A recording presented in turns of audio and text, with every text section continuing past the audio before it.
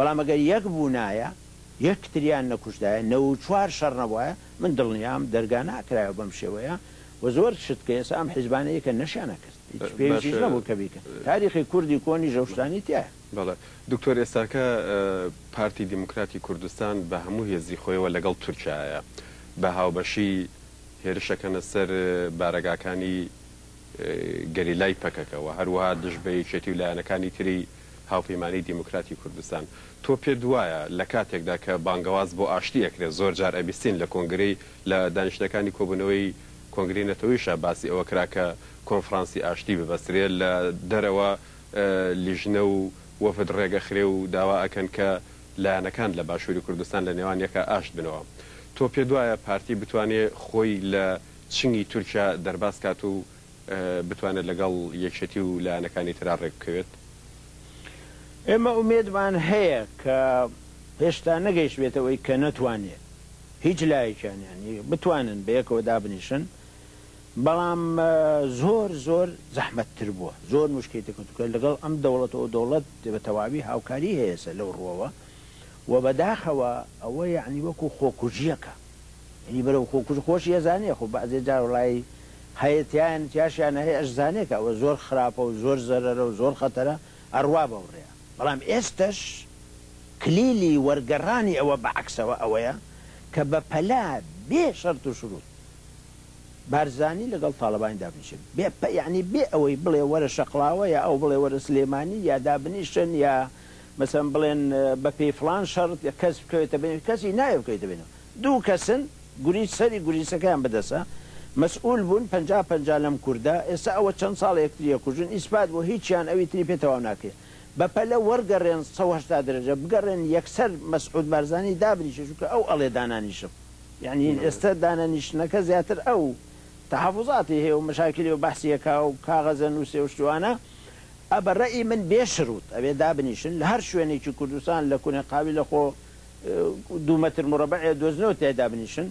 ئەتوانن بەو دانیشتنەوە بە تەنازول بۆ یەکتر بە تەفاهم لەگەڵ یەکتر بە حسابی بەرژەوەندی کورد وەزعەکە وەرژێڕن بەنەوەیچکە تەسیرێکی زۆریە بێ چونکە هێشتا هەمووی لە دەست نەچووە، بەڵام ئەگەر ئەوە نەکرێ هەر بەم شۆوە بڕوا هەمووی لە دەزەچێ بۆ شێوە چونکە کە ئەم تیاچ و ئەویش تیاچێ یعنی ئەگەر فەرزەن پارتی بە هاوکاری تورکیا بتوانێت یەکێتی لە ناوبەری یا پەکەکە لە ناوبەری خۆشی لە ناوەچێ چونکە خۆشی کەوتە دەست تورکیاتەوە یا کە تۆ کەوت دەست تورکیا عسکەری یاخود یەکێ بێ سەدام بێنێ بەو شەڕکە خۆشی لە ناوچوو ینی ئەوی کە ئێستا بیەوێ ئیمڕۆ ئەو تێشکێ سبەی خۆشی تێ باسەکەمان لەسەر پەیوەندی لایەنە کوردەکانە بە ئەم دەوڵەت و ئەو دەوڵەتەوە بێنە سەر مەسەلەی گفتوگۆ لەگەڵ ڕژەمی عێراقا. ئێوە لە ساڵی 1963 تا 91 وەکو ئەندامی زۆربەی ئەو وەفدانی لەگەڵ حکوومەتی عێراقدا گفتوگۆیان کردووە بەشدار بوون و لە زۆر شوێن و لە زۆر چاپێکەوتن و نووسراودا ئاماژەتان بۆ ئەوە کردووە، بەڵام گرنگجی باسکردنی ئەوەی ئێستا لە میانی تەلەڤیزۆنی مەدەوە لەوەدایە کە خەڵکیشی زیاترێ بینە و لە هەموو شوێنە تەماشایەکەن. بە بۆچوونی تۆ ڕژەمی عێراق بە تایبەت لەم کاتەدا کە ئێستاکە لەلایەن دنیاوە لەلایەن نەتەوەی گرتوەکانەوە گەماروی خراوەتە سەر پەیوەندی دیبلۆماسی لەگەڵ بەشی زۆری وڵاتانی دەرەوەیە بڕاوە وەکو ئەوترێ ڕژێمێکی نەفرەت لێکراوە، ئێستا ئەکرێت لەم قۆناغەدا گفتوگۆ لەگەڵ ڕژەمی عێراق بکرێت یاخود تا چەندە شتێکی گونجاو و معقولە عێراق بێت ناوبژی کورد بکات بە تایبەتی دوای ئەو هەموو کارەساتی کە بەسەر کوردستانی هێناوە لە میانەی چەند ساڵی ڕابردووە؟ ئێمە لە کۆنەوە لەگەڵ ئەم ڕژێمە با هەر ئەم ڕژێمە بگرین زیاتر گفتوگۆمان هەوە لە هەموو گفتوگۆکانە منتیایە بووم لە ساڵی هەفتان من سەرۆکی وەفدی کوردی بووم لە گفتوگان ئەوێ بوو گەیشتینە نەوع ئیتفاقی 11 ئازار جێبەجێ نەبوو تەمان جێبەجێ نەبوونی قەتای ئێمەشی تا بوو حکومەت زیاتر قەتایە بەڵام ئێمەش قەتامانە بوو زۆر باسکەوە نامانێ بچێوە سەری ئاخر جار کە چوین 91 چەندین مانگ گفتوگۆمان لەگەکردن بە هیچ شێوەیە لایەنی کەمی ئەوەی کە ئێمە ئەمانویست نیان کرد لایەنی کەمی وەلەو کە لە کوێتی شکابوون ئێمە ئەومان تەسەورە کرد زۆر کە جوای تەسەورە کرد کە لە کوێت مچێکە شکاب و خراپتر بوو طبعا و بێگومان بەلای منە و هەر غەڵەت بوو ئەو گفتوگۆ نەدەبوو بکرێت بەڵام منیش خۆم لە ئاخر وەفدیا منیشی تیا بووم بەڵام لە بیدایەتەوە نەکرایە چاتر بوو چونکە ئێمە پاش 91 دنیای دەرەوە هەمووی باسی ئێمە یەکرد هەمووی باسی کوردی عێراق یەکرد کە کۆچەکە بوو کە ڕاپەڕینەکە بوو دەبوو قەراری 1970 مەجلیسی ئەمن دەرچوو بوو دەبێت هەوڵێ بدەین زانین وەزعی دەرەوە هیچی تایە بۆ ئێمە پێشەوەی بکەوینە گفتوگۆ لەوەی بەڵام ئێمە کەوتینە گفتوگۆکە کەوتێ گفتوگۆ لەگەڵ سەدام و ماچکردن و گفتوگۆ و ئەوەی تێکەوە کوردیتان لە دەرەوە وەکو سەتڵ ئاوی سارد مام کە مەسەرە هاتینەوە سەر سفر وەختە من لە ئەمریکا بووم دیم کە تاسی چەند کەمە زۆر زەرەر بوو بۆ ئێمە لەبەرەوە کرا گفتوگۆ لە گفتوگۆکانە ئێمە لەگەڵیان نەمانتوانی بگەین نەتیجە لەسەر 4 نقطە بەڵام با بزانین نقطەکان چین بە هەموو عالم بزانێن نقطەی یەکەم ئیسراریانە کرد دەبێت ئەمن و مخابرات وەکو خۆی بێتەوە کوردستان دەیان و ئێمە یەک حکومەتین ئەمن و مخابرات و صحە و تعلیم هەموو بەیەکەوە یا ئەبێ هەمووتان بوێ یا هیچتان ئەمن و مخابراتیش ئەوە بوون کە کورد بە بەرد و بە دار و بە هینج دەری کردبوون دوژمن بوون پیا و کوش بوون ئەو هەموو خەڵقیان کردەوە بێگومان کەس نەیەتوانین لەسەرەوە موافقەت بکەن و حتا موافقیان ناکرد کە ئێمە ڕئیسمانە بێت لەوەی بڵێن ئەمەیان و ئەبێ ئێوە لە ناو بزوتنەوەی چەکداری عێراقا دەورتان نەبێ نابێ هیچ حیزبێکی کوردی نەشاتی هەبێ فعالیەتی هەبێ هیچ ڕئیشی هەبێ بەس حیزبی بەعەس یەک تەوان خۆتۆ حیزبی خەڵقەکە دەستێتەوە ئەسکەری چێر شۆرتا کە هیچ ڕئین نەبێ خۆ مێشکی ناگۆڕی دەری بێنی و هینێکی بخەی بخەزە ئەویش نەکرا سێهەمین ناوچەی کوردی کە ئێمە چەندین ساڵ هەر شەڕمان لەسەر کردووە شەڕی کورد لەسەر چۆوە شەڕی کورد لەسەر هەولێر و دهۆک و سلێمانی نەبووە هیچ حکوومەتێ نەهاتووە دژی ئەوە بێ هەولێر و دهۆک و سلێمانی ئۆتۆنۆمی تیا دروستکەیت بەڵام لەسەر کەرکووک بووە لەسەر خانەقین بووە لەسەر زەمار بووە لەسەر سنجار بووە لەسەر کفری بووە کە ئێستاش هەمووی هەلای ڕژێمە و حیزبەکان باسیشی ناکەن سا لە بیریشان ئۆشتان لەبەر شەڕەکە بەڵام ئەوان ڕێیان وابوو لە 11 ئازاری هەفتە بیرمێتەوە مناقەشیان لەگەڵەکەدین کە ئەم ناوچانە ئیحسان تێبگەی ئەم جارە ئامادە نەبوو مناقەشەشی بکەن یعنی بێت وازی لەبێن نهایە کە هیچ کوردێ ناتوانێت وازی لەبێت اینجا بێژگەلەوە لەسەر ئاستی عێراقیش خۆ دەزانیمە لە عێراق ئەژین و ئێمەش بەشێکین ئەو میلەتە ینی مەوجودین لەو میلەتە ئێمە ئۆمانویست هەر هەنگاوێ بنرێ بۆ دیموقراتیەتێ بۆ تۆزێ سەربەستی ڕۆژنامەیە سەربەستی حیزب شتیوە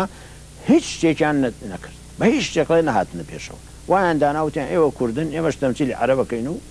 وانن حەقتان چێ بەسەر عێراق یعنی معنایە بێ بچی لەگەی ڕێکەوێ ئەو بچێ دەدا خەڵق کوژێ و بیزبیزبی کوژێ منیش مەسئولم لەگەڵی شەریکی تاوانەکەی لە هیچ شتێکان نەهاتنە پێشە بەرەو کەس نەیتوانین لەگەڵیان ڕێکەوێ یعنی نەرمترین کەس لەناو ئێمە نەیتوانین لەگەڵیان ڕێکەوێ و ئێستاش مەوقفیان هەروە ئێستا خراپترە چکە وەختە ئێمە یەک بووین بەرەی کوردستانی بە یەکەوە چوین بەڵام ئێستا دەزانن کەوا شەڕە و دوو قسمە و حکوومەتێ لێرە و حکوومەتێ لەوێ و یەک دەنگنین لەبەرەوە ئێستا مەوقفیان خراپترە هەڵویستیان زۆر خراپترەوە هەموو جارێکە حیزبێ لەم حیزبانە ئەچنیان بینە قسەیان لەگەڵێەوە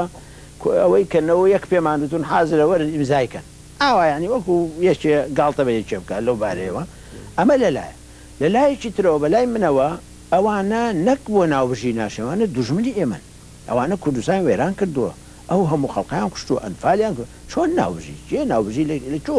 و ئەوی فکر لەوە بکاتەوە معنای ئەوەیە هەبوو سەرەتا و بزوتنەوە شتی خۆی لە بیر کردووە بەنسبەت ئایا ڕێکەوتن لەگەڵی ممکنە ئایا ئەکرێ من بە هیچ وەختێ دژی گفتوگۆ نەبووم هیچ وەختێ دژی دایلۆگ نەبووم بۆ حەلی هەموو مشکلەیەک بینی کورد لەگەڵ ئەم دەوڵەت ئەو دەوڵەت بەڵام بناغەکەی چییە بەلای منەوە ئەگەر ڕۆژێ لە ڕۆژان بمانەوێ لەگەڵ ڕژێمی بەغا ئێمە گفتوگۆ بکەین دەبێت ئەوەڵان خۆمان یەک بین بە یەک دەنگ قسەی لەگەڵ بکەین هیچ حیزبی حەقی نییە بە تەنها گفتوگۆ بکات چکە مەسەلەی کووردە ئەمە یەک دووەمین داوا بکەین لەسەر بناغی 1970 قەراری مەجلیسی ئەمنە بەحسی گفتوگۆی تایە و بە پێ بێ لە شوێنێکی سێهەم بێ و تەرەفی سێهەمی تیا بێ هەموو دنیا ئێستا لە دنیا لەسەر کوڕی ئەرزی یەک شوێن نەماوە کە گفتوگۆی بینیان لە عینی وڵات بکەن هەموو کەسێ لە وڵاتی یەکترێکە ئێمە خۆمان ئێسرارمان دەسەوە نەکردووە هەموو جا بەپەلە ڕایان کردووە ئەو چۆتە بەغا و هاتووە لەبەرەوە بەلای منەوە ئەتوانی داوای ئەوەش بکەیت بڵێ مادەم قەرای 1970 ئومەی متحیدێ لە شوێنێکی کە دانیشین فەرمووەرن گفتوگۆ بکەین و هەر یەکە ڕێی خۆی بڵێ ئەو ئەساسانەی تیانە بێ ڕێی من هەموو گفتوگۆیە کە تۆ بچیتە بەغا و گفتوگۆ بکەیت و ئەویش ڕێی وابێ کە ئەیبین و هیچ گۆڕینێکیش لە مێشکیانە نەبێ بەرک و خراپتر بوو بن بێگومان بێنەتیجێ و ئەو بیکە خراپە و هەر حیزبێ بە تەنهاش بیکە نەکار نەتیجەی نییە زەرەرە چونکە حرەکەی کوردی زیاتر دوو بەژەکە زیاتر ئینشقاقیتیەکە وزەیەکی گەورەمان لێ کرد چکە ئێمە یەکێتی کورد مهمترە لە گفتوگۆ لەگەڵ هەر ڕژێ بێت ئەگەر یەکێتیەکە تێک چوو بە گفتوگۆیەک گفتوگۆکە خراپە بۆ کورد لەبەرەوە من ڕێیم وایە لەسێ. بەڵێ دکتۆر باسی گفتوگۆی ساڵی 91تان کرد ئەمە کتێبێکی ڕۆژنامەنووسی ئینگلیز یا ئەمریکی بەڵێ جۆناثان ڕاندلە ئومەتون فی شیقاق لێرەدا ئاماژە بۆ قسەیەکی ئێوە گفتوگۆیەکی ئێوە لەگەڵ وەفدی حکوومەتە کە بە سەرۆکاتی تارق عەزیز بووە تۆ داوات کردووە یا بڵێن وەفدی کوردی داوان کردو